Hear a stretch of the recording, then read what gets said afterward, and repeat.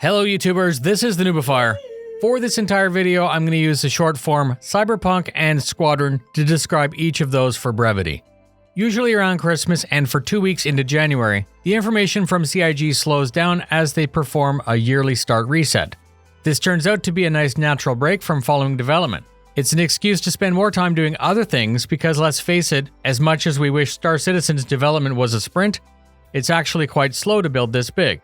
I've been following Star Citizen and Squadron since 2014, and as a fan of the genre, I knew as soon as I heard of it that I would play Cyberpunk when it came out. If you're interested in more detail about Cyberpunk, it's actually quite foundational for today's video. I have my detailed rundown posted up for you now. This is a Star Citizen channel, so I propose that we explore Cyberpunk through development and execution to get some insight on Squadron. We'll hope that Squadron is fun to play, and that its legacy has a lasting impact on the gaming industry. Gamers are quite fickle, and some anticipated surefire bets fall off the radar in weeks, and for some reason, we're all shocked and stunned when some hidden gems turn out to be great and last longer. Let's begin. It's well documented that Chris Roberts has a couple of very iconic games to his credit, which is obviously a good thing. Members of his team have real street cred in the gaming industry, specifically Aaron, Brian, Tony, Benoit, and Todd. Chris Roberts' games are often constructed and play out as if you're a character in a movie. He uses his Hollywood presence to cast very established talent, as we saw in Wing Commander and now the cast of Squadron. Star power is important to bring credibility and hype to the project. CD Projekt Red also saw the value in star power and hired none other than John Wick himself, Keanu Reeves, along with some others to voice over for Cyberpunk. I'm going to break down my opinion of several key factors of Cyberpunk, from quality of the story, the depth of the gameplay, the extras such as the good grind and crafting, ease of learning the game mechanics and systems, the number of times a playthrough might be fun, the lifespan or longevity of the game's title, and finally, the choices of when to push to release or push back the release. Cyberpunk and Squadron are both narrative-driven games. They follow a script, and your on-the-rail choices will change the outcome of the story, meaning that there are some really good replay possibilities. Replay is longevity, which is great. Neither title are intended to be multiplayer co-op, which is a shame because historically co-op games have remarkably better replay and repeat value. For example, I've played Borderlands numerous times through with new players because, after all, gaming is better with others to share the experience with. There were rumors originally that some of the hard missions in Squadron would have the option for you to substitute your NPC wingman for friends. This would work like how Agent Smith takes over people in The Matrix. From your perspective, the mission plays out the same except that your wingman is actually a player. It's obvious that replay is important for longevity, impact on gaming community, and relevance. The legacy that game leaves behind once it's outlived its footprint. These are the games that become the core game that other games are benchmarked against. These are COD 4, Battlefield 3. These games are seen as golden games within their franchise. Some indie games also surprise the industry and provide a new way of doing something that are sometimes copied by others in the future. So regardless of what happens, Star Citizen is already well known. But what we hope for is that all of this effort and faith placed in Squadron will be remembered as a legendary title like Wing Commander, a game of games and an epic benchmark rather than a meme like No Man's Sky or Fallout 76. The irony is both of those titles eventually became solid performers, but it was too late and the legacy will always remember them as failure. So it's easy even for us gamers to see where the stress and pressure to produce and launch clean would come from. Our community specifically analyzes and cross-references everything that was said or everything that was released in an attempt to assess how far we've come and how close we may be till release. We can look to all other games as they're released to gauge how the global community retains interest. Monsters out there are like Minecraft, Fortnite, Call of Duty, GTA 5, Overwatch, WoW, and then as I said, there are some unexpected gems in there. Many games are hyped high, released, are streamed for 2 weeks, and then they seem to peter off. Success can be based on retention, but the true metric of success from the company's perspective is the number of copies sold. The pre-sale numbers are fine, but it's actually the rush to purchase immediately after a release, and that's where the studio makes its money back, allowing it to do more. This is more important for Star Citizen as it's actually 2 games. If Squadron tanks, it might actually hurt the future of the MMO persistent universe. A poorly received launch may also change how future DLC or chapters in Squadron are released. So it's horrible for any game to release badly, but as Star Citizen is already often part of a regular wave of criticism, all eyes are watching and everyone is waiting. Chris has changed his public posture in the last 6 months, saying that he would only release when it's ready and that he would not be rushed. One of the benefits of being an independent company. In December, he posted a letter further confirming his stance using Cyberpunk as ammo to dig in even further. The new roadmap indicates time windows, but it actually falls short of attaching a hard date, which is consistent with this new direction. This can be seen as a mixed bag and a source of more memes. It should be super important for us fans of the project for it to release well for all of the above reasons. One of my fears is, and it should be yours as well, is releasing irrelevant. It is possible to fail both for releasing poorly and releasing too late. So at what point is too much polish doing more harm than good? There's no release window, but we can agree that there isn't an infinite pool of money or patience. Eventually, interest and support may fall off as people get bored of waiting. To be clear, this is not what I think is happening, but it's something that's often on my mind. The community continues to surprise me each year as funding continues to grow. Many original backers that I speak with are done paying for ships, but the growing list of backers keeps the fires burning. So I feel we need to reach a clean launch, but there also needs to be an emphasis on a strong sense of urgency. I jokingly said in a previous video that Star Citizen has been 2 years from launch since 2014, but as it turns out, that joke statement turned out to actually be a decent description of the actual situation. I need to see progress and milestones checked off because it'll help perception increase confidence and keep those fires burning. I also hope that we're at the point where feature creep is a historical hurdle that we can overcome and that we can now focus on completion. So what we should do now is take a look at what we know about Cyberpunk and compare that to what we think we know about Squadron. Cyberpunk is a semi-open mission-based game. It can be played through in 24 hours, but it can also go up to 120. The main quest includes many distractions, including side quests, sub-stories, vigilantism, running errands, looting, collecting, and crafting. Your choices dictate the rest of the story and have a real impact on its ending.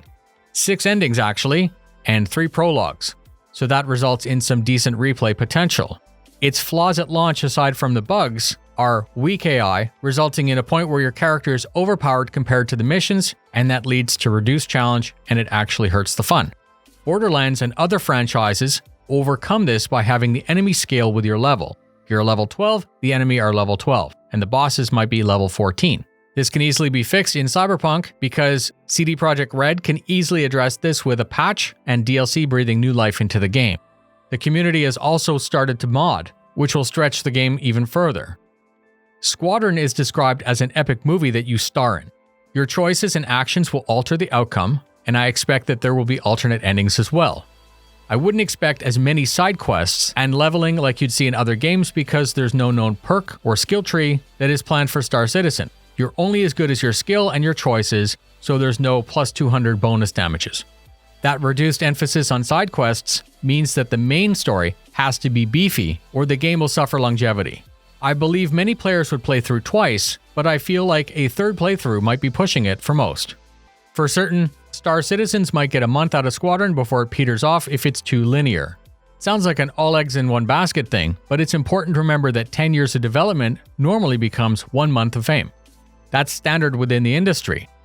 A clean launch will push interest towards the PU, so that also needs to be functioning relatively bug-free, right? It's fine to say that it's done when it's done, but you need both to be good, not just Squadron. If we expect Squadron to release in the next 24 months, we should then hope that the PU is mostly ready as well. iCache, server meshing, SOCs, procedural damage, stability, persistence, high player count, pyro, and whatever other things that we don't even know about that need to be done.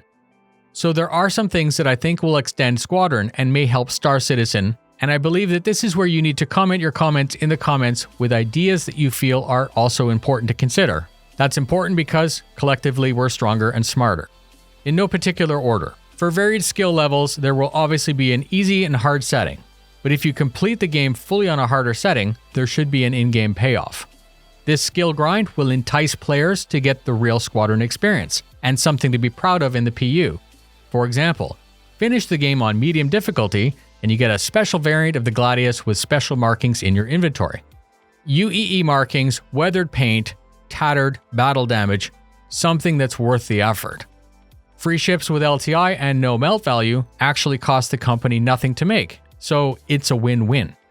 If you finish it on an even harder setting, perhaps you also get a UEE flight suit, personal weapon, display case for your hanger, whatever variation or combinations of perks, but it has to be cool and it has to be something that we will be willing to grind for. Playing through on an even higher setting to completion without dying or saving, or some other truly remarkable achievement, why not unlock a custom-skinned iconic F7A? You know, that one, the one that's never been sold again, the one that everyone wants. It's clear to see where I'm going with this, but making extra difficult perks and Easter eggs are going to result in months of extra goals for players and extra content for streamers to focus on. Players and streamers are trying to win, and everyone wins because we achieve longevity. Longevity is hype, hype is interest, and good coverage.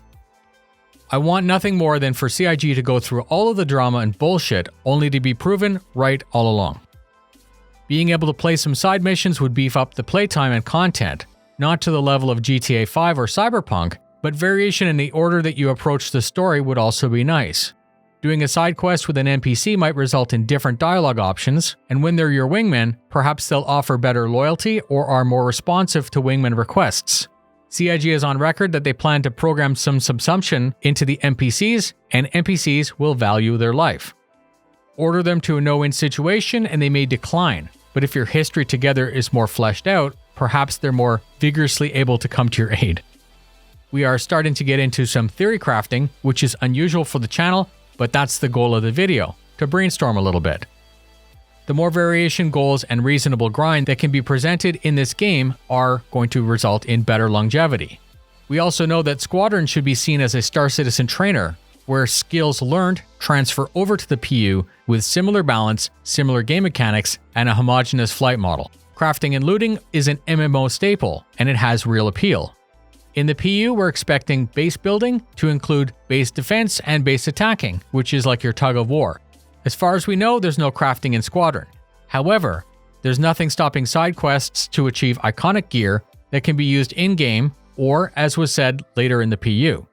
So Cyberpunk did the following things very well, and this can be used to help Squadron be better, last longer, and be more important within the industry.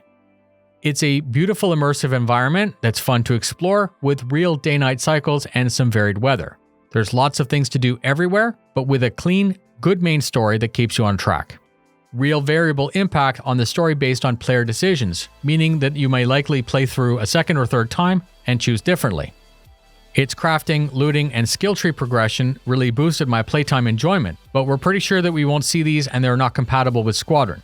Cyberpunk's excellent photo mode is very quick to learn, and when combined with its superb-looking character model, it's actually very important. Its character generation system offers real depth of choice and freedom in its super easy-to-use system. The world, great-looking characters, and photo mode entice you to snap pictures of special moments in-game, which will be shared on social media, boosting the hype even more. Squadron, being a single-player game, should have a photo mode that can pause the action, instead of what we have now in Star Citizen, which is not much more than a magic eye. Pausing for a picture results in a better picture, and it doesn't cost any gameplay.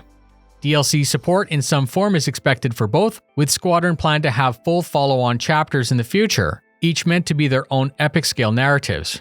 Cyberpunk has a thick collecting culture, so you're searching for epic, unique, or legendary items, which is fun to find and is worth the effort. The Cyberpunk game universe is designed to be expanded easily with DLC in the future without destroying the established space. The ability to skip dialogue and cutscenes is critical, and this needs to be added to Squadron, not only the text but the animations skip ahead. And then there's the obvious ones that are a fun game that lives up to what was pitched so backers aren't disappointed. Cyberpunk failed for the following reasons, and these are things that CIG should try to avoid. Its buggy launch, especially to console, has been documented and has already been addressed by Chris, who will not release until it's ready. So that's good. Cyberpunk's difficulty doesn't scale to the level of the player, but as Squadron isn't expected to have a skill tree, this might naturally balance out. The omission of online, co-op RPG aspects of teamwork is actually disappointing, because once all of the work is done building up this great universe, you'd think that baking in some basic multiplayer from day zero would have actually been easy. Multiplayer for missions would have been a nice idea to explore, but it's likely too late to add these to Squadron now. So I'm going to end there, and I hope that you enjoyed the subject matter, and I hope that you enjoy reading what others have to say in the comments. Hopefully, all of the missed deadlines and all the memes are going to be worth it, resulting in that epic space successor to Wing Commander and a launch point for Star Citizen's continued development. Thank you very much for spending your time with me. Please consider subscribing so I can help keep you up to date and entertain you. Fly safe, and I'll see you in the verse.